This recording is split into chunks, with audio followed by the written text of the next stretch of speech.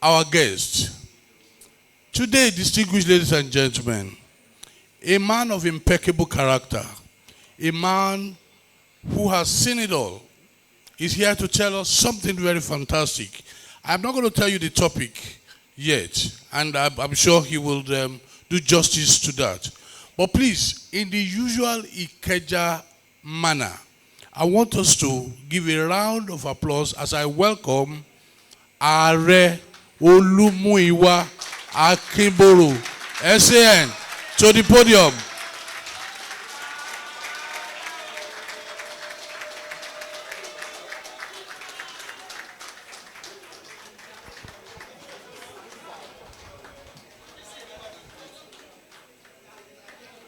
Let me say this. That is not Ikeja applause. Maybe that is some other branches. I want us to stand up. Yes. Stand up and give a very loud ovation as I welcome our guest for today, Aare Akinboro SAN. A very humble man. Great man of great achievement. Before he goes here, please have your seat, sir, ladies and gentlemen. I would like his citation to be read. I hope you are ready there. I hope you are ready. Akinboro SAN FCIARB UK, life venture, is a distinguished legal practitioner and respected leader within the Nigerian Bar. A senior advocate of Nigeria, he has built a reputation for excellence, integrity, and unwavering commitment to the advancement of the legal profession. With decades of experience in legal practice, Aare Akinboro has demonstrated outstanding expertise in litigation, arbitration, and legal advisory services. As a fellow of the Chartered Institute of Arbitrators in the United Kingdom, he brings international perspective and technical depth to dispute resolution and commercial practice. Beyond the courtroom, his service to the legal community has been profound. He served as the past General Secretary of the Nigerian Bar Association, one of the most influential administrative positions within the NBA. In that capacity, he played a critical role in policy coordination, institutional reforms, and strengthening professional standards across the association nationwide. His elevation as a life bencher further reflects his standing within the body of benchers, the highest regulatory authority of the legal profession in Nigeria, underscoring his contributions to legal ethics, discipline, and the training of future lawyers. Aare Akinboro is not only a legal luminary, but also a mentor and advocate for professional excellence. His career embodies leadership, scholarship, and service, qualities that continue to inspire both senior colleagues and young members of the bar. Aare Akinboro SAN, a symbol of dedication, distinction, and enduring impact in Nigeria's legal landscape.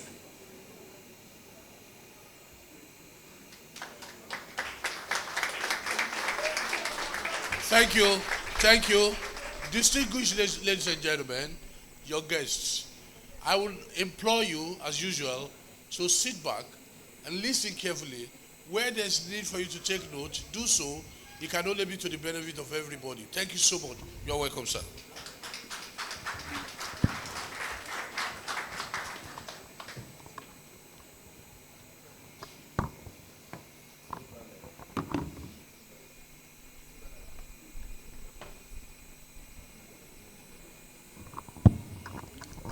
Thank you very much. I want to, first of all, start by thanking the chairman and his executives, our elders in Ikeja branch, including our senior advocates, the entire members of Ikeja branch, for inviting me to deliver this month's meeting knowledge sharing session. Well, when I was contacted by my brother and friend, Mr. Dokmamu, I was expecting that I would be given or I'll be assigned one of all those fanciful topics that we have these days, you know. We say arbitration, aviation, artificial intelligence. Those are the things that people want to listen to. But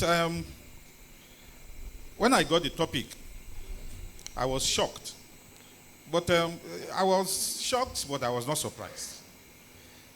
You know, it's a mixed feeling kind of thing when you are shocked, but you are not surprised. And this is because I know Ikeja branch.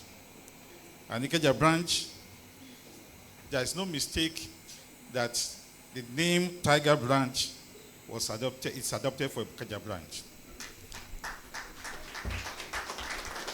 You know one thing about tigers?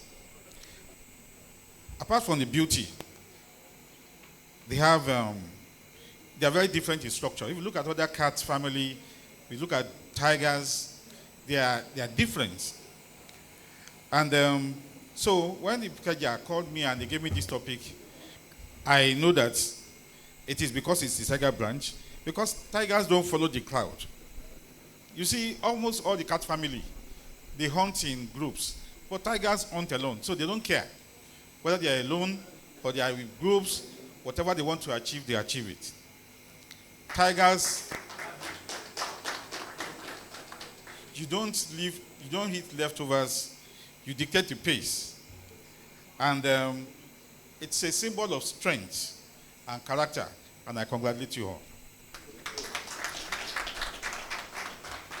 The topic I was given to speak on was protecting the rule of law in contemporary Nigeria, the rule of the NBA. Well, I want to tell you that Ikeja is the tiger branch, but I was at the time a cub of the tigers. I cut my teeth in Ikeja. I started my practice life in Ikeja before I had to go to Abuja, where I practice now. So, what you expect from a tiger, you should know that the DNA will always be in his cub. I want to tell you, please get ready. You asked for it. Eh? Yes. I will not disappoint you. You know, I'm a Christian, and he say in Matthew 7:7, he say, ask, and it shall be given unto you. Ikeja has asked me to talk about protecting the rule of law in contemporary Nigeria, the rule of the NBA, and I will not disappoint you. As we all know, law essentially is the body of rules which govern the conduct of human beings. It is, however, the rule of law that make those rules paramount as against will and dictate of any person. Regardless of how powerful they might be, the concept of rule of law demands that all persons and institutions within a democratic setting are subject to the same law. It is a direct contrast to the concept that might make it right.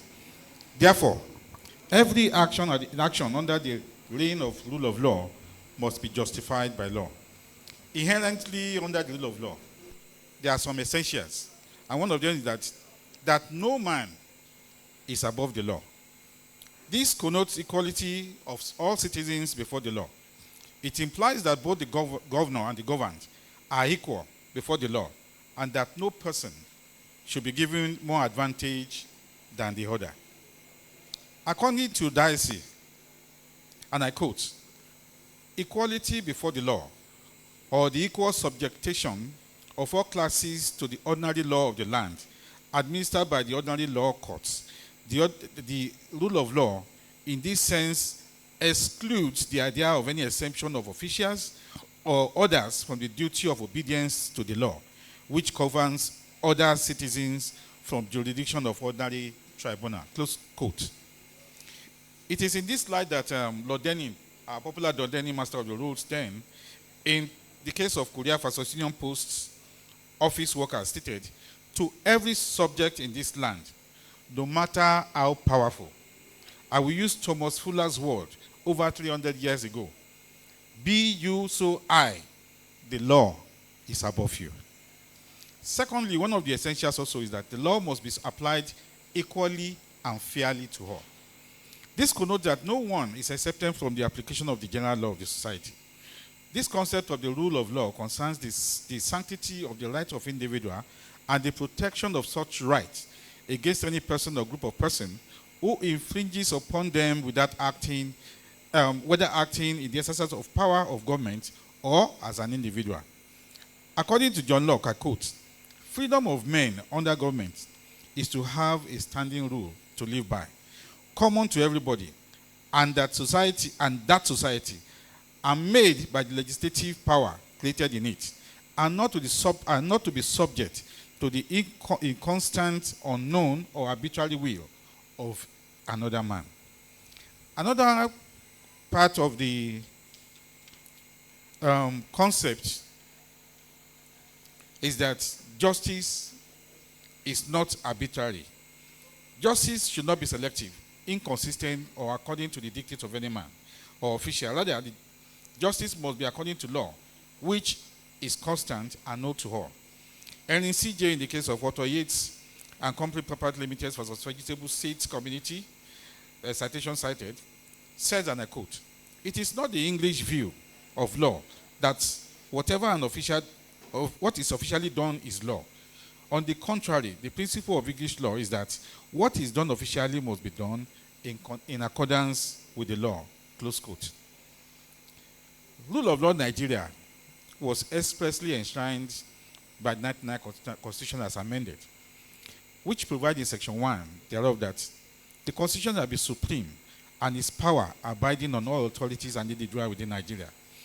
By this provision, the Constitution subjects all persons and authority within the Nigerian state to the Constitution, and as such, all actions, whether by individual or government, must conform to the principles of the Constitution. However, notwithstanding that the Constitution enshrines the principle of rule of law, its effective implementation and observance, particularly by governmental authorities and powerful individuals, remain significantly challenging due to issues bordering on corruption, selective enforcement of law, undue political interference, neglect or disregard of laws and court orders, as well as the weak judiciary due to lack of independence. It is important, the importance of rule of law in any society cannot be overemphasized. It is the bedrock upon which the growth and development of any society is established, and no meaningful or sustainable development can be attained in a state of anarchy. It is the existence of rule of law that guarantees political stability, protection of rights, and freedom of individual, economic growth as well as good governance, and accountability. Given the fundamental importance of rule of law, it is essential to safeguard it, promote its growth, and ensure its observance by all over the world. Lawyers have historically served as a bulwark against the disregard of rule of law by defending civil liberties, holding government accountable, and advocating for justice, even in the face of tyranny and oppressive tendencies of those wielding governmental powers. Tyrants throughout history have recognized in lawyers a constant threat and resistance to their tyranny. Nigeria is not an exception. As Nigerian lawyers, particularly during the era of the military authoritarianism, the lawyers as watchdog by publicly criticizing autocratic overreach of government, arbitrary detection, as well as using legal mechanism not only to challenge unlawful acts of the authorities and protect the rights of private citizens, but also to preserve the integrity of the legal institution and court. And I want to especially commend Ikeja branch in this. One of the pillars, major pillars in this struggle has always been Gani Faremi. Every time we talk about civil liberty struggles, the first name people go to is Gani Faremi, and you have year in, year out continually celebrated Gani Faremi. And I think you should give yourself a round of applause for that. I want to pray that God will continue to strengthen you, and you will continue to do it. And our children and children will be able to learn from all this that we are saying. The Nigerian judiciary during the era of the military autocracy also stood firm in the defense of rule of law, notwithstanding the numerous decrees and their associated outer clauses promulgated by the military government. The courts did not fail to guard their jurisdiction jealously and applied the principles of the rule of law in their decisions. This is illustrated in the plethora of cases. And an example I will give is the case of Oba Lamidi Adeyemi Alaafin of Oyo versus Attorney General of Oyo State, citation provided, where the Supreme Court per Anyagolu JSC said, it cannot be too often repeated that the jurisdiction of the court must be jealously guarded, if only for the reason that the beginning of dictatorship in many parts of the world had often commenced with the usurpation of the authority of the court, and many dictators were often known to become restive under the procedural and structural safeguard employed by the court for the purpose of enhancing the rule of law and preserving the personal and property liberties and property rights of individuals. It is in this vein that the court must insist, wherever possible, on a rigid adherence to the constitution of the land and curb the tendencies of those who would like to establish what factually kangaroo courts are under different guises and smokescreen of judicial regularity, close quote. Today in Nigeria, under the present democratic dispensation, the need to hold government accountable and ensure that it acts in accordance with the rule of law remains as relevant as ever. While democracy provides the framework for government based on the will of the people, it is rule of law that ensures that power is exercised within the legal and constitutional bounds.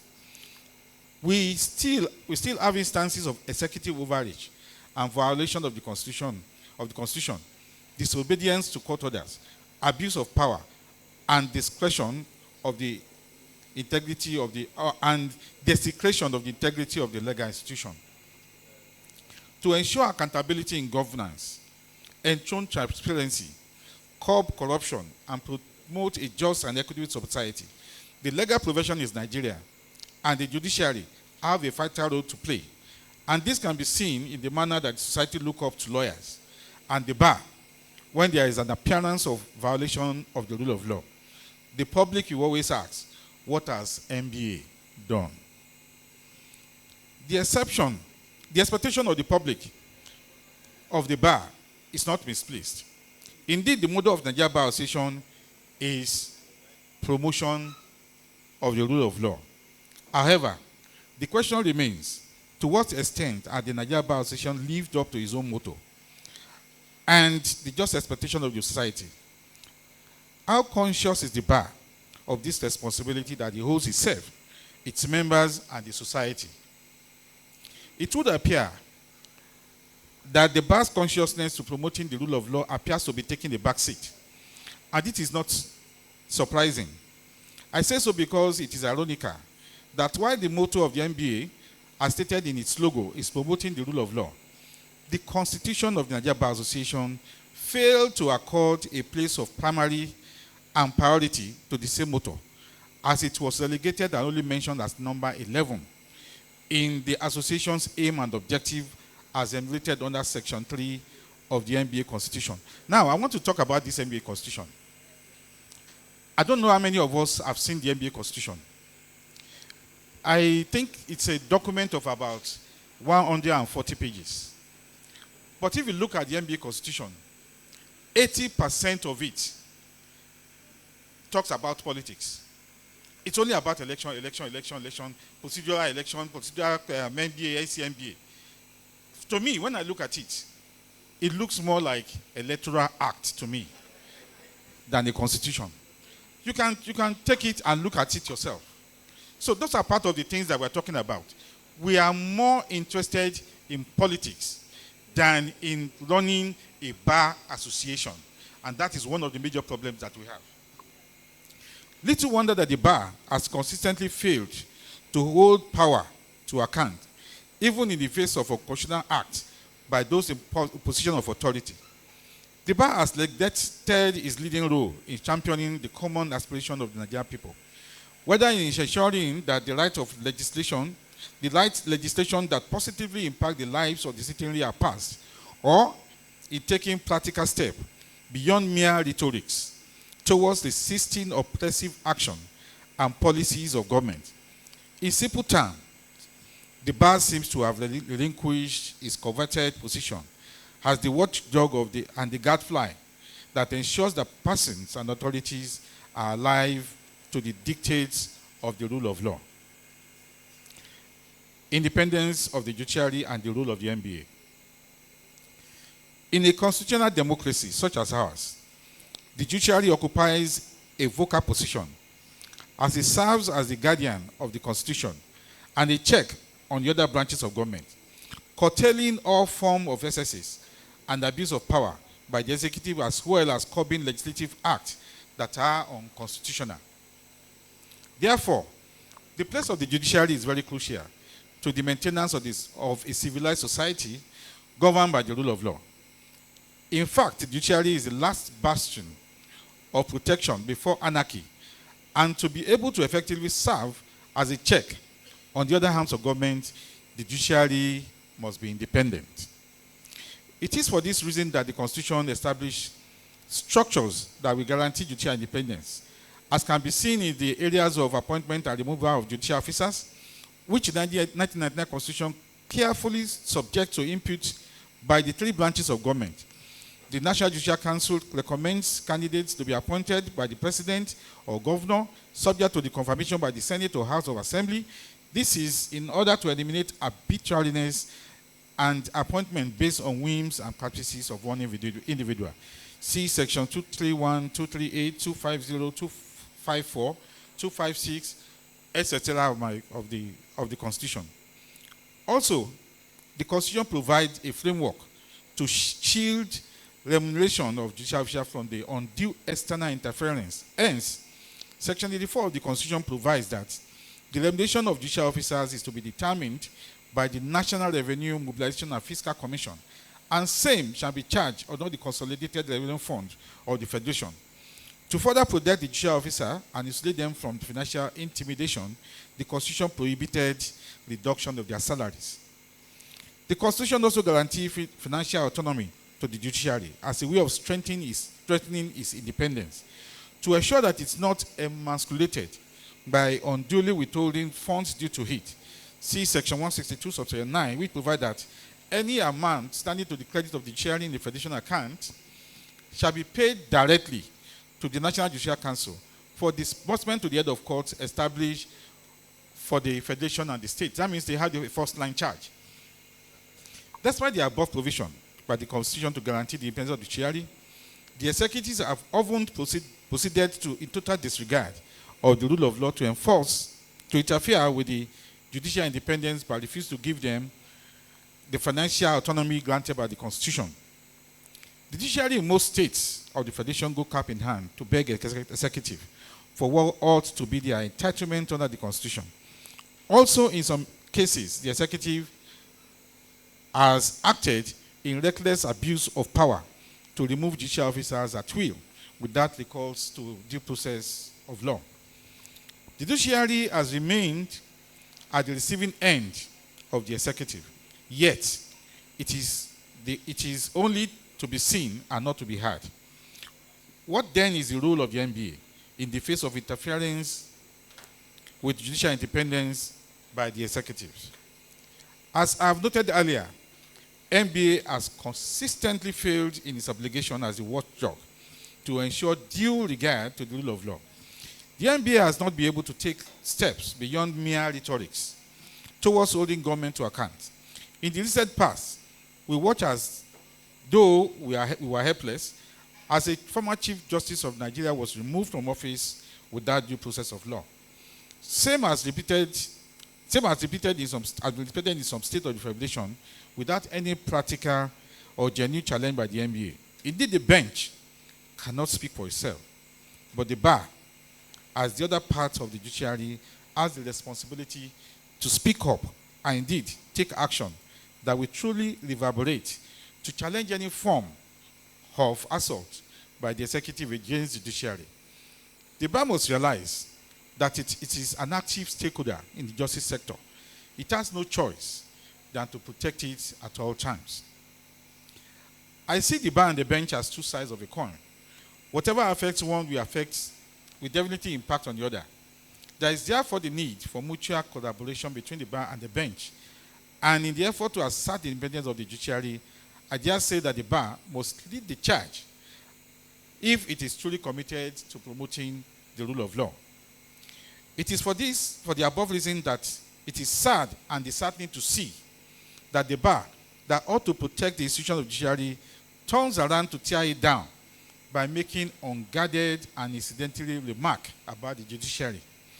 The bar, particularly at its top leadership, cannot be so reckless as to destroy our immediate constituency,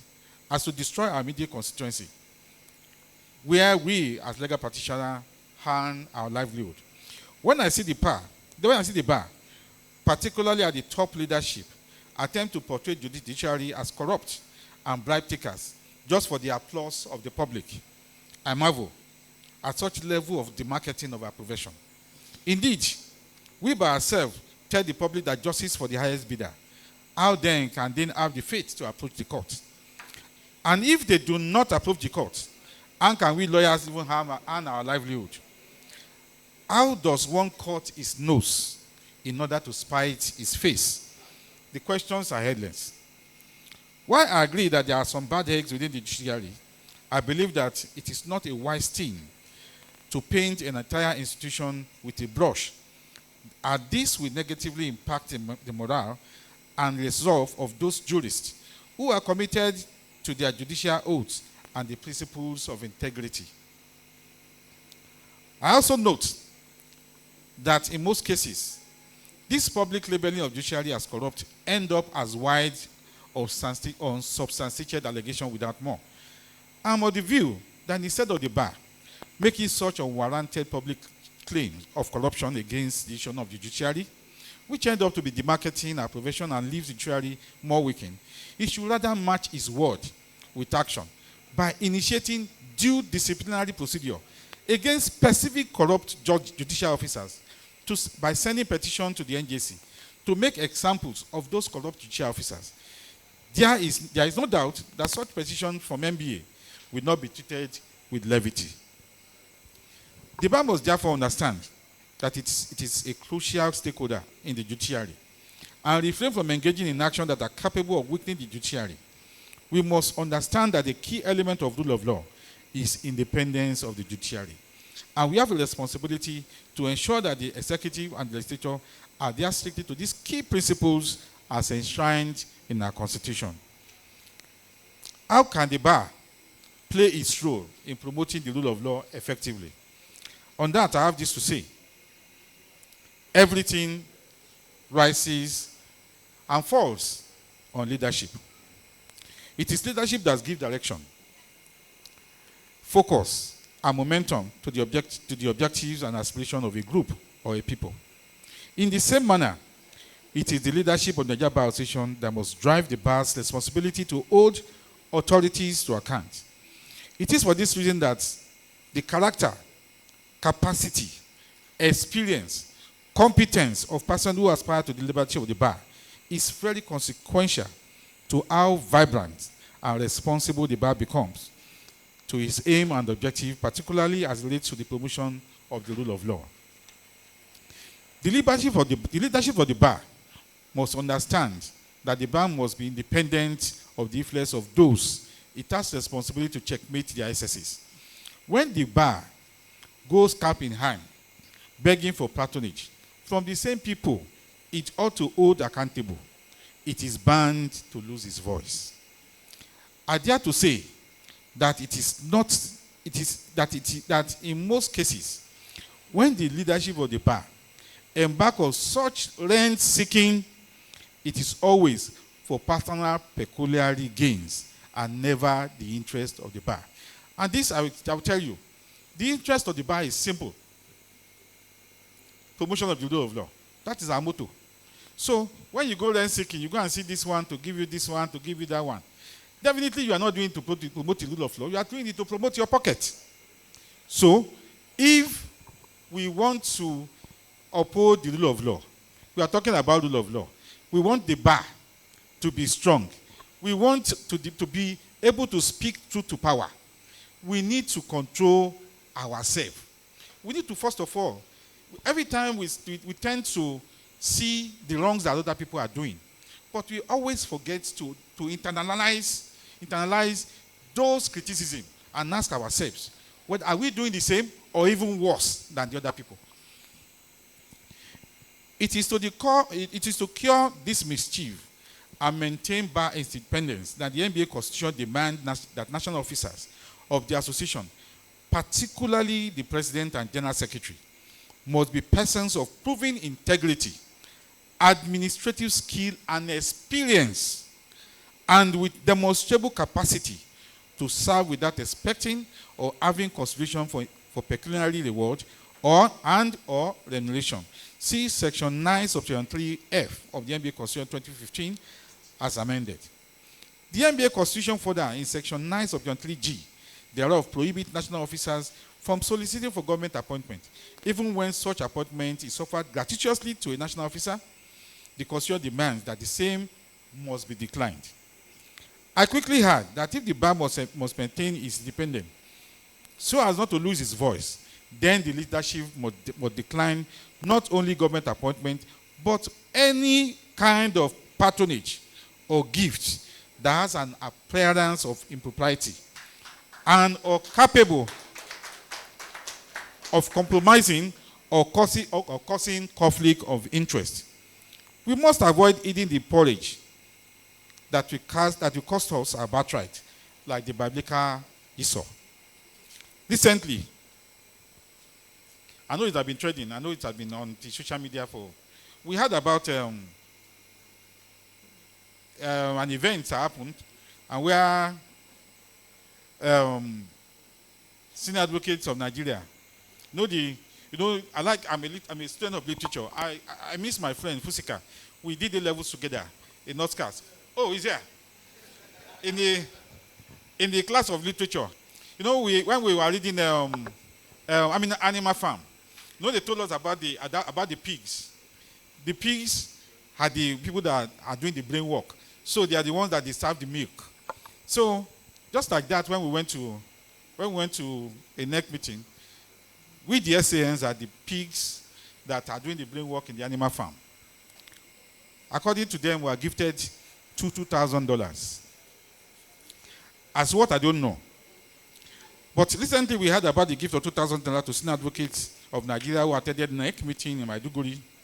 The gift was received and distributed by the leadership of Nigerian Bar Association that ought to be concerned whether such gifts is permissible or not. All over the world, presentation of gifts to visitors are not strange. But because a lot of gifts have acquired for themselves meaning suggestive of impropriety, institutions such as the NBA have in place policies to isolate them and curtail its officials, associates, and friends from turning the goodwill of the organization to private, self-enriching enterprise. In ethical environments world over, there are gifts that are permissible and there are gifts that are universally prohibited. Now, I want us to take this in proper perspective. There is nothing wrong when you go visiting somebody and he thinks that, a good person, a friend has come, somebody has come, I want to give them something. But what is wrong? It is you that you are receiving at that point. You need to ask yourself questions that will touch on whether this gift that I'm collecting, is it something that is permissible in this circumstance that I find myself? All of us know that NEC meeting is not, we didn't go there for anybody's birthday party, and we didn't go there for a naming ceremony. It's an official function of the NBA. And when you go on an official function, there are some things that are permissible, there are some things that are prohibited totally. Permissible gifts includes cultural and local arts and clothing, books and literature, commemorative items, i.e. flag, memorabilia, and souvenirs. They are permissible in the sense that a limit is placed on the value of such gifts. In the USA, the value of gift must not exceed $525. Even Trump, when he visits somebody, the value of gift you give him must not exceed $525. Any gift exceeding that value must be turned over to the state.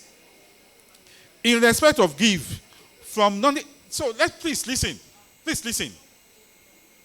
In respect of gifts from non-foreign private sector. The general ethical rule is that they may not accept gifts with a market value more than $20 per occasion and annual cap of $50. That is America. In the UK, gifts and hospitality received in a ministerial capacity valued at more than £140 must be disclosed and considered property of government. In China, any gift higher than 200 yuan must be disclosed within a month and surrendered to the competent authority. Even in Russia, Russia has a cap of 300 Russian rupees, which is equivalent of $45 for any gift to be turned over to the state. The International Bar Association, in its anti-corruption initiative and general legal standard, emphasized that any gift must be nominal, transparent, and proportionate. Please, one house. Sorry, sir. Please, can we have one house? Mr. Komolafe. Mr. Komolafe, one house, please. One house. The International Bar Association, in its anti-corruption initiative and general legal standard, emphasized that any gift must be nominal, transparent, and proportionate. The framework considers gift under the value of $100 as minimum. For the United Nations, staffs and officials are prohibited from accepting personal gifts. Now let me come to Nigeria. We have rules in Nigeria. If you go to the Constitution of the Federal Republic of Nigeria, 5th schedule, it talks about code of conduct for public officers. It is absolutely prohibited, even in Nigeria, where we think we are very, very corrupt. When you are on official duties, you are prohibited from receiving any gift for your own personal benefit. And the only exception that was given there is that when it is from your family member, and even the family member must not be in relation to an official conduct or exercise of duty. So it is not that we don't have rules in Nigeria, but we are always want to pretend as if we don't know what is right or we don't know what is wrong. And that is part of the problem. We're talking about rule of law. How do we have rule of law? It is not my stand on this. It's not against the Borno State government. Borno State government did wonderfully. But it is we that we did poorly. It is we that we did poorly. As an association and as a people, they can give you something. In America, they didn't say that President Trump should not receive it. What they say is that you turn it over to the government. We will receive it, but we turn it over to the association. But when we take it, pocket it to ourselves, what are we talking about? In that all, we have SANs, all of us. The class that I describe as the milky class, we are all privileged by the grace of God. I know that that will not be a diviner of my life. And so for almost everybody there.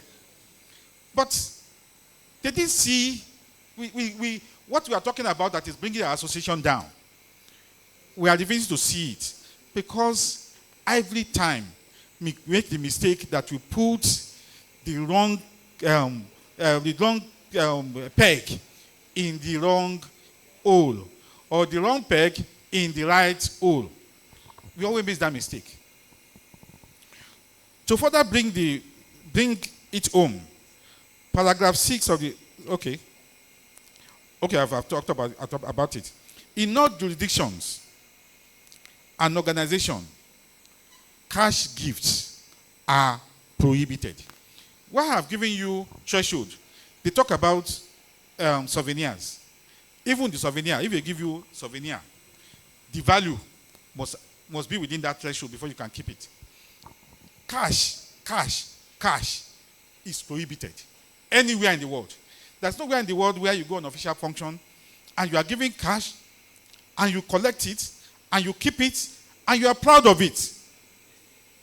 In MBA, I think it is time that we need to stand up and start thinking properly whether we are running a proper association or we are just running an association where all people are running just interest-based. In any firm, I'm of the firm view that given its place as a watchdog and conscience of the society, the NBA, particularly its leadership, must be above board. The association must be guided by international best practices in determining what gift should be acceptable and what gift must be declined or turned over. To be able to effectively play our role as promoters of rule of law, NBA needs to put in place institutional safeguard and code of conduct for its officer and staff. On this, I want to say that one of the major problems we are too political. Everybody is interested in, oh, I want to contest, without even asking them, what do you have? What do you have in stock? What have you done? What are you known for? What do you stand for? Nobody is asking questions. And that is why NBA, an association that have been there for all these years, there is no code of conduct for your officials. So everything is at the whim and caprices of anybody. You do what you like, you do what you want, and you justify it, or you send your attack dogs to come and be attacking people on faces of social media and blaming abuses on people. Proper thing, every reasonable organization has code of conduct to guide its officials. No, common sense is there. But for people that want to pretend that they don't know what is right, or that common sense is not as common, you need to put code of conduct there for them to see it clearly. To be able to effectively play our role as promoters of rule of law, NBA needs to put in place institutional safeguards and code of conduct for its officers and staff to prevent people that want to pretend that they don't know the difference between right and wrong from dragging the association in the mud. The principle behind gift restriction is to avoid compromise, prevent conflict of interest, and reject any appearance of impropriety. The NBA must imbibe these principles. It must regain its voice against tyranny and the regard of rule of law. Now, you see, it is not too far away that we had that there was almost a scandal that is almost rocking the NBA. We had that along the line, we have collected 300 million naira from a governor. Nothing was disclosed to the association. Nothing was disclosed. It is because we don't have a code of conduct in the association. It is only when the issue became a topic that we now started hearing that a certain sum of money was given to us. Certain sum of money was given. That is not how to run a proper organization. Okay. That is not how to run a proper organization. Mr. Dokwamu, you are the one that gave me this topic, and I promise not to disappoint you. And you are the one that you asked for it, and I'm giving it to you. So enjoy it. Another case in point is the heavy cash donation received on behalf of the association. With that declaration on the matter became a scandal. It is for this above reason that we must rise above primordial sentiments and irrelevant consideration and thoroughly scrutinize persons who present themselves to us seeking to occupy leadership position in the bar. We must ask questions about who they are, their character, how experienced are they, how did they utilize past opportunities given to them for the benefit of the bar and its members. Leadership must be by example. Not a case of do what I say, but don't do what I do. You see, our association, we are the quickest to remove specks from people's eyes when we conveniently keep logs in our own eyes. It is NBA that will come forward.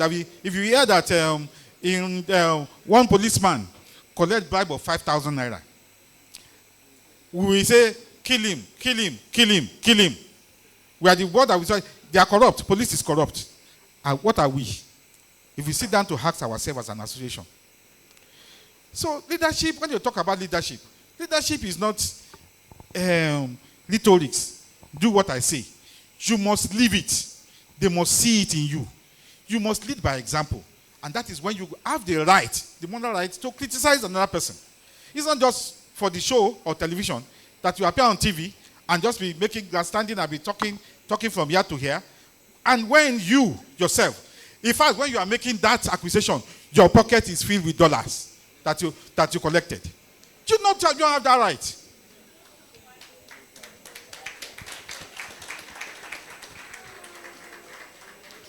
Mr. Dokwamu, finally, I will conclude by reminding us that our duty to safeguard the rule of law is not just a professional responsibility, but a moral and patriotic duty to preserve the ideals of justice, equality, and democratic governance in Nigeria. When institutions falter and when arbitrary powers threaten to override justice, it is the courage and integrity of the legal profession that often stand between anarchy and order. The bar must regain its voice against tyranny, and we must remain steadfast in the defense of the rule of law. Thank you very much.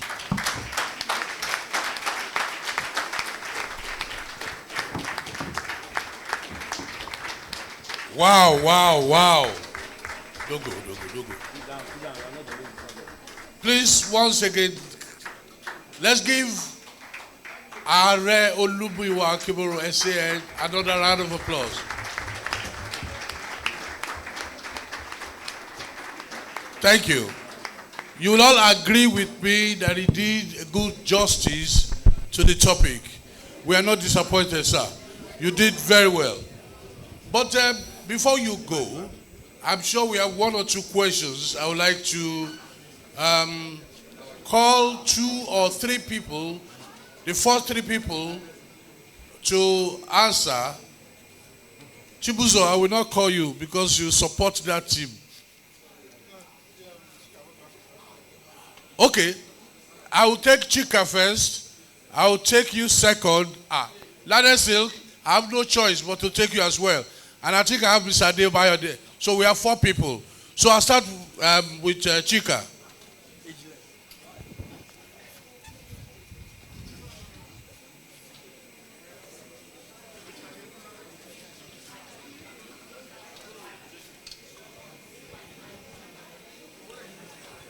Good afternoon, learners, senior advocates, distinguished colleagues, and my seniors here.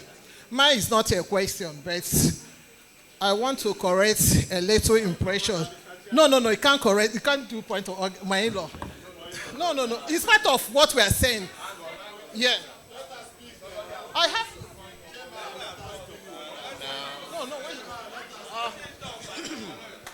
Mr. Chairman, the electoral guideline number 4 released by the NBA, 3A, says distribution of physical campaign material gift of any kind is strictly prohibited at NBA events. These include but not limited to posters, banners, flyers, branded apparel such as shirt or caps, badges, souvenir, and all this. My learned friend is in violation of the ECNBA rule. If they allow it at national level, as a leader of this branch, no, she had to remove it. But sorry, about the cap, what was said? No, I can reply him. In that aspect of the cap, what was said in the neck, no, I have to reply him. I don't need to reply him. Okay, I should go straight to my points. Okay, let me go straight to my points. The point I want to make here is unfortunately that our ESCO were not present in Maiduguri. They were online, as the secretary told me. There are some impression I want to correct here. Coming to what he said that I was there, what Mr. President said about judiciary, that all the judiciaries are corrupt. That was not the message. The first newspaper that carried it was Vanguard, which the letter came back and apologized and publicized that the Mr. President of NBA never said so. That was a very bad impression because I know my learned silk was there presently and heard direct from Mr. President. There is no how a body, the president, the arrowhead of NBA will come and stand before the neck and say that all the judiciaries are corrupt. He never said so. Thank you.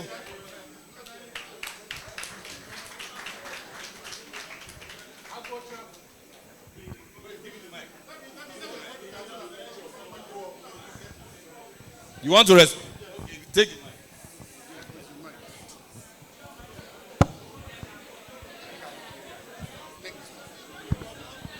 Thank you very much. My sister, you raise an issue, listen, and get your the reply. My sister, you don't want to reply? Okay. She said what she had. The event that she is referring to, I didn't even mention anybody's name, but the event that she's referring to, which was discussed at NEC, was the event that was done in, I guess, in Enugu.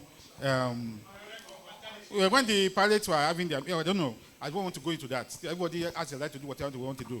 But the issue is that even those people in their blog, the people that were in the meeting said this is what was said. The people that reported it said this is what was said. I don't know whether the people that were there, maybe they have partial hearing deficiency, that they could not hear properly. But if the people that are present said this was what was said to us, I think it is direct evidence. Thank you very much. Any other question?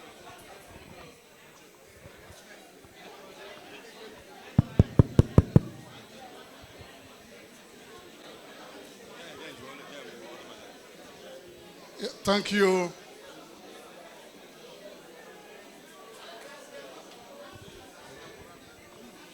Yes. I have. Please, one house. Taking it further from here, please. Can we ask questions seriously related to the topic of the day? We don't want commentaries and no responses to issues that do not have to do with the lecture. Please, this is not a political gathering.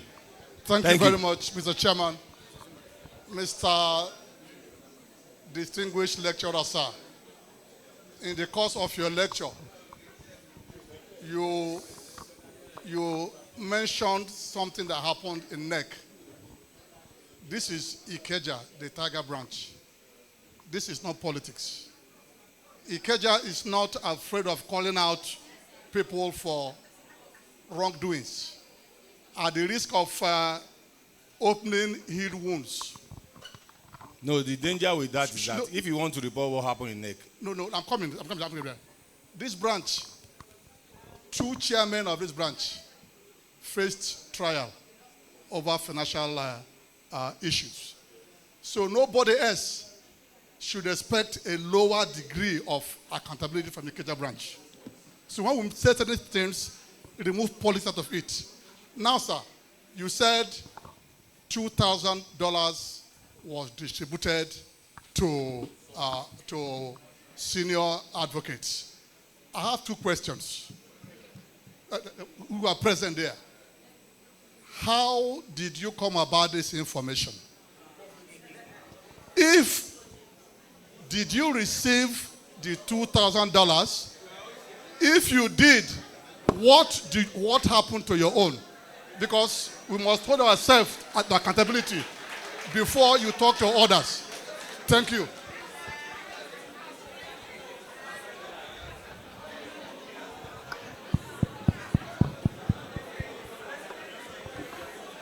Thank you very much. Thank you very much. Thank you very much. Thank you very much. Can we have one house? Can we have one house? Okay. I was at NEC. I am a senior advocate. And if the $2,000, just like every other person that my co-aspirant, all of us, we are senior advocates. So, because of the season, we have to be everywhere. We were all at NEC. Yes, I got a message that the president said they should deliver a message to me, and it came in the bag of, I don't want to go into all these details. It came, okay, I want to, okay, if you want it, I will give it to you.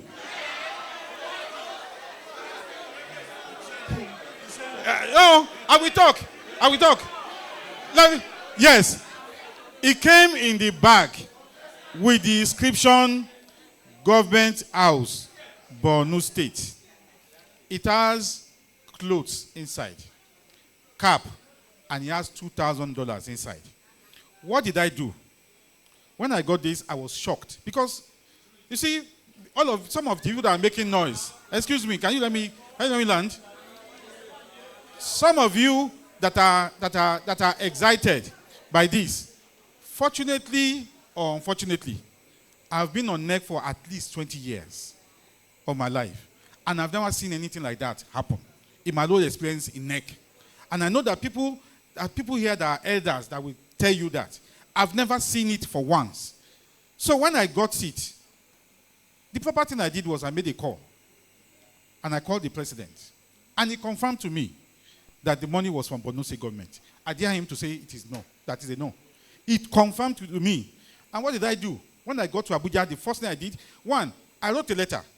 And I wanted to put the deposit slip and the letter. But the letter I wrote, I sought advice from some of my friends. I said, they will think it's politics. So don't send the letter. Pay the money to MBA domiciliary account and hold your teller. And that was what I did.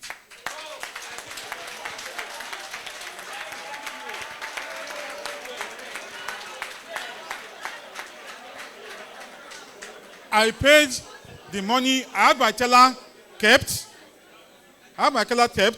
I paid the money at my first opportunity. I paid the money into the MBA domiciliary account, and I had my teller. That's all. That's all. But the truth is that what is wrong is what is wrong. See, this is not about Borno State government. Borno State government did what is right.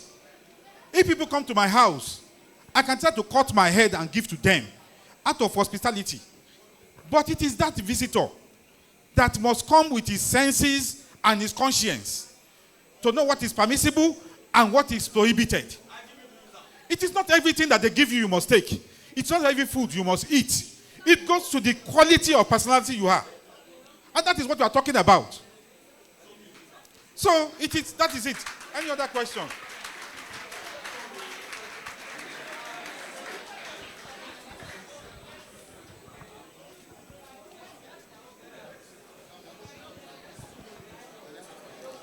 Yes. Mr. Chairman and members, my name is Richard Omamuremu Onurode Asamaigo Jombu Ahonarogo, SAN, Prince of Okpa Kingdom and I Chief of Gwamutumishe of Owo Kingdom. Thank God that our guest lecturer is also Aare. So I thank you for your statement. But let me say that it is not only Chief Ganifa that has been in the struggle. So many of us have been in the struggle. In my own case, it is the report I wrote as secretary of the branch between 1996 to 1998 that Chief Mrs. Priscilla Kuye presented to Asiwaju Bola Ahmed Tinubu as the chairman of the Judiciary Committee of the incoming governor then, that led to the sweeping reforms in the judiciary that you see today, including all the allowances that they take. So the struggle has been total and has been complete. In fact, I remember interviewing some of the judges. One of them said that their child would not even read law because the condition was very, very poor, even though she herself was the child of a lawyer and later became the Honorable Chief Judge of Lagos State. But because of the NBA's participation in trying to revive the judiciary under the leadership of Dosu Oguniyi, who was then my chairman. I was the secretary. I wrote that report. So that is number one. Number two, after the Port Harcourt 1992 conference, we went to court. First by Femi Falana, under the leadership of the chairman that lived at Ikeja. I remember his name now. No, not before Adegunle, long before Adegunle. The one that with Awoshika in the same office at Kodesho Street. Yes. So Femi Falana went to court and secured an injunction on behalf. Akitude, Chief Akitude was chairman. Secured an injunction stopping Chief Williams' committee from infringing on the constitution of the Nigerian Bar Association and the independence of the bar. Then Falana got picked up with Ganifa Emi and Kuti, Dr. Ransom Kuti, the Kuje 5, Omojola.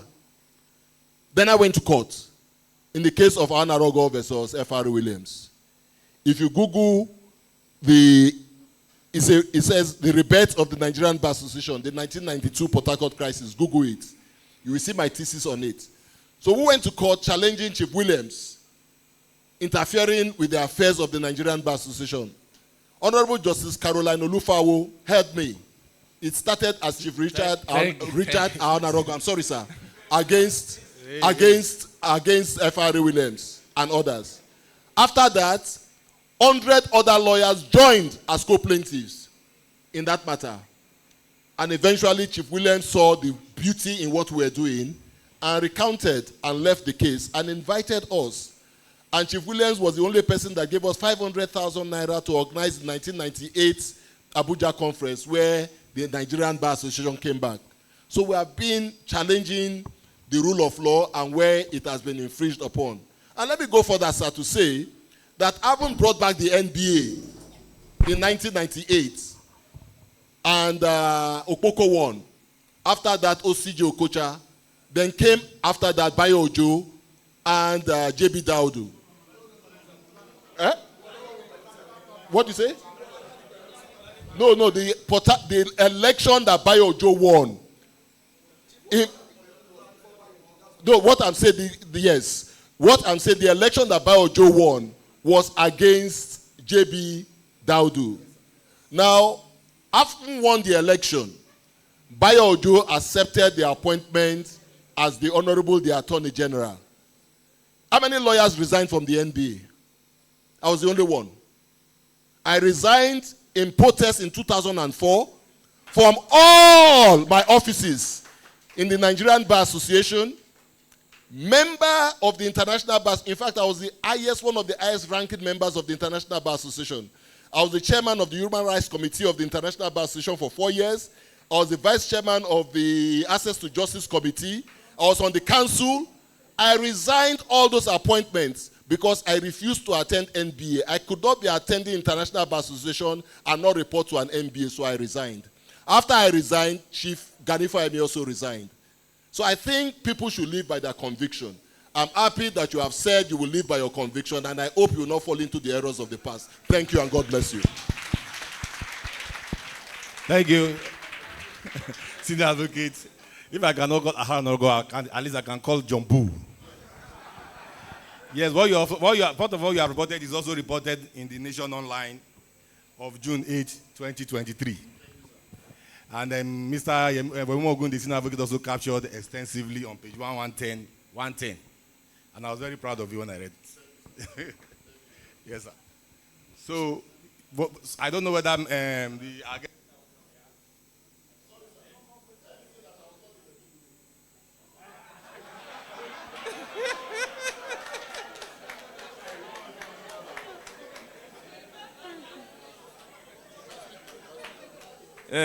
good afternoon, Mr. Chairman, Leonard Silks in attendance, ESCO members and colleagues. Our distinguished guest lecturer, I thank God I made it for the lecture, and I'm happy for the lecture well delivered. Now, because you mentioned it, sir, honestly, when I had to read the NBA Constitution, I found it one of the most boring legislative documents I've ever read. And for the same reason which you mentioned, it added to the fact that a lot of the provisions were unnecessarily repetitive. So I'm sure, sir, that you will lead the way in correcting that error that you have identified. Now, the question I would ask is this. To what extent do we need the consent of the judiciary in protecting the independence, and when I say we, I mean the bar, in protecting the independence of the judiciary? I ask this question because it's been said before that when the NBA or some lawyers take certain actions in defending, especially the financial independence of the judiciary, the judges seem to turn around to say, don't worry, we are okay the way it is. Should we wait for their consent? Now, you said in your paper, sir, that the NBA does not really pay much attention to even adhering to its own logo of promoting the rule of law. Unfortunately, I have one or two other assignments for the NBA in that regard. Because rule of law must first of all start with good law. Now, to what extent, I think I'll put this mic down if he doesn't want me to use it. Okay. To what extent do we, now, I was saying good law. Yeah. To what extent does the NBA participate in the making of some laws? Now, the law on money laundering, which has put an albatross on us, to what extent were we participants in the making of that law? The Legal Practitioners Act that is being amended, now we are struggling to catch up with the horse that has almost bolted away from our reach in correcting that. So good law. The other angle to it also in promoting rule of law is what I call legal awareness. It is true we always say that ignorance of the law is no excuse. That's a common law principle.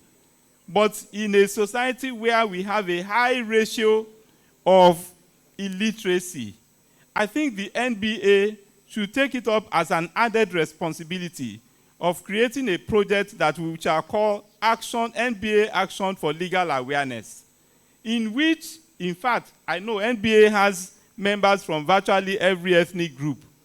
Any new law that comes out, we will take it upon ourselves to go back to the grassroots and ensure that people are enlightened as to the usefulness of that law. The Electoral Act is concerning everybody, but only the elites are talking about it. Yet, everybody will have to vote. I'm rounding off, sir. Please do. Everybody will have to vote. And even among the elites, they only recently, in recent discourse, even as at yesterday, found out that they were chasing shadows and leaving the real meat of the act. So NBA, sir, we need to do more in addition to what our constitution expects us to do. Thank you. In promoting the rule of law, we need action for legal awareness, and we need to be involved in the enacting of good laws. Thank you.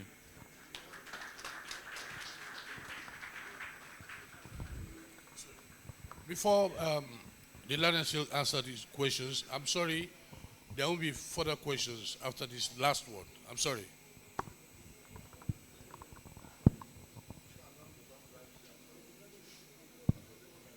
Okay, thank you very much. I want to first of all start by thanking Chief Richard Onarogo. Your place in history of the NBA is One house, please. One house. guaranteed One house. and well appreciated. Everybody knows that I was secretary of the body of secretaries and chairmen that brought the NBA back. Not for people like him, we will not even have the NBA that everybody is struggling over now. Everybody will have gone their separate ways. You see, my brother that asked me this last question, thank you for helping me to answer a large part of the questions. But I also want to say that I've repeated it severally. We have a sleeping bar. And the fact that you have a sleeping bar is clear for all to see. When I became a lawyer, let me use a simple example. When I became a lawyer, when we were young, we had something at that time. Don't think you have the same thing. Because you will say, yes, we know CAC. You did not know CAC. We that know CAC know what CAC was to lawyers. Area 11, thank you. As young lawyers, yes, area 1, yeah, thank you. You see, Chief Ananaba, there is always a limit to history. One history, say for this side, I don't want to go deeper. So,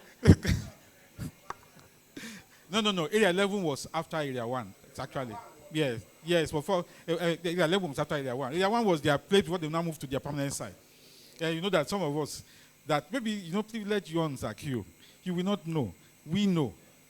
Now, what happened in those days? Every young lawyer, we talk, young lawyer. We play the seat. And it's unfortunate that we, the young lawyers, fall for the seat year in, year out. We come to deceive you, play to the gallery, and whatever. But the NBA, after they win the election, they go to sleep. Not because of anything, because they don't even know where to start from. Now, when we were growing up, CAC was there. It was a major cushion for every lawyer. You go to CAC every day. Maybe it is search you get to do. Incorporate a business name. Do incorporation. You make small money. It augments your salary in the office. Your friends in Lagos, they will send searches to you. When you are free, you go and do something about it. You make small money. Now, under the guise of ease of doing business in Nigeria, I'm a commercial practitioner. I do a lot of commercial litigation. When they were doing, I've been on the entourage of business entourage of the government of Nigeria more than 3 times. I've been with the government of Nigeria to France, to Spain, to Denmark, to go and talk about doing business in Nigeria. But when the time came and they said, you are talking about ease of doing business in Nigeria, where was MBA? When the floodgate was open, that even a business center can incorporate company now. And we are complaining that lawyers don't have food. Where will they get it from, please? The people that made that law made RG of CAC, the general, statutorily a lawyer. Now, how well do we, an MBA has people on the board of CAC. How well do we interrogate our members that are there?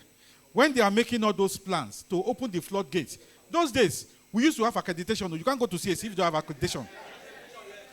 I'm telling you that it is possible now. There is, even online, there is online accreditation. If you want to make it online, there is online accreditation. You sign in with your passcode and whatever. But we open the floodgates for everybody. Now we are complaining. Young lawyers are suffering. We are the one responsible for your suffering. Because we went to sleep. MBA was responsible. Now, he just mentioned LPA. I was here last month when we were discussing about it. Where was MBA? When they were amending Legal Practitioners Act. That is the principal legislation that guides our profession. We went to sleep. We were busy going visiting and forgetting our core responsibilities. That is what he's talking about. We need to have a vibrant bar that will be alive to the responsibilities. You see, every time, last year, I love Becha, we called to bar more than 12,000 lawyers. Where are we going to put them? It is by creating opportunities, not by sending you to do, it is Remuneration Act. Is it not when you do work, you get remuneration to charge? It's someone that has work to do that we charge. Do you even have the work to do? So where are the opportunities? Where are we creating the opportunities? They just did the Tax Reform Act. Tell me, please, everybody that did taxation law in school, I did taxation. Everything about tax is law. Taxing authority, tax assessment, taxing basis, everything must be based on law. Everything tax is law. The accountant, the only part that concerns them is calculation of figures. That is the minutest part of taxation. But they are the ones that are consultant now. But when they are doing it, where are we? We are nowhere to be found. So, they have created a pot for themselves, accountants. We lawyers, we are busy doing constitution of politics. We are giving ourselves electoral acts that we are calling constitution. We are the ones that are punishing ourselves. We will continue to want to stay in this darkness of, they are said, this is where we are going. You are going to follow them and enter inside the bush. Now, before there was nothing like Nigerian Law Society. But now, there is agitation. Some people they are already putting out of MBA to form Nigerian Law Society. What account for that? Those are the questions we need to ask ourselves. Injustices, inequalities, lack of inclusiveness, all those things are the things that we need to talk about. And how to create more opportunities for our young lawyers. Not how to deceive them and come and tell them, we have made the job for you. It is when you have a job that you can charge. Thank you very much. Thank you. Thank you. Wow, wow, wow, wow, wow, wow.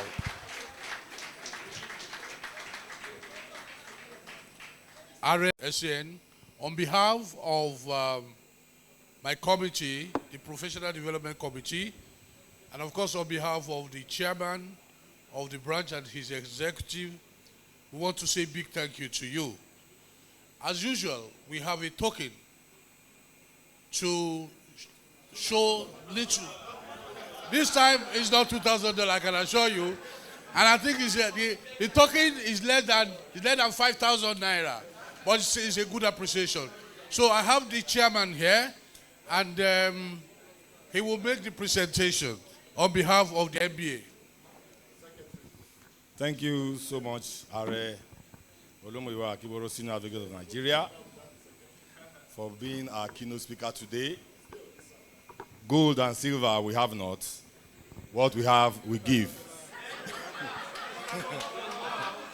What we have, we give. I won't say that. So on behalf of the Nigerian Bar Association Ikeja branch, please accept this token of appreciation proudly given to you today by the Nigerian Bar Association Ikeja branch, and also a letter to recognize and acknowledge formally your role today. Thank you very much for coming, sir.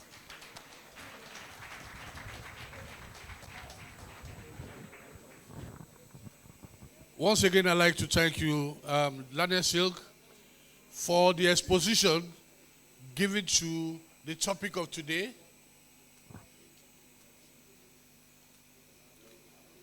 And we're hopeful that when we call you again, you'll be prepared and ready to come back again. Thank you so much. Thank you for listening.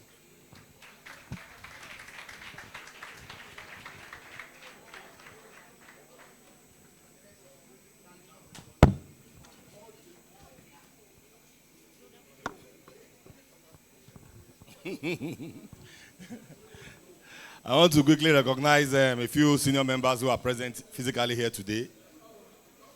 Former Chairman, Mr. Mr. Dave Adejusumobi, you're welcome to the meeting, sir. Mr. Adebamigbe, you're welcome, sir. Mr. Sheyi Olawumi, you're welcome to the meeting. I don't know whether he's still here. He has stepped out. Prince Dele Oloke, you're welcome, sir. You're welcome.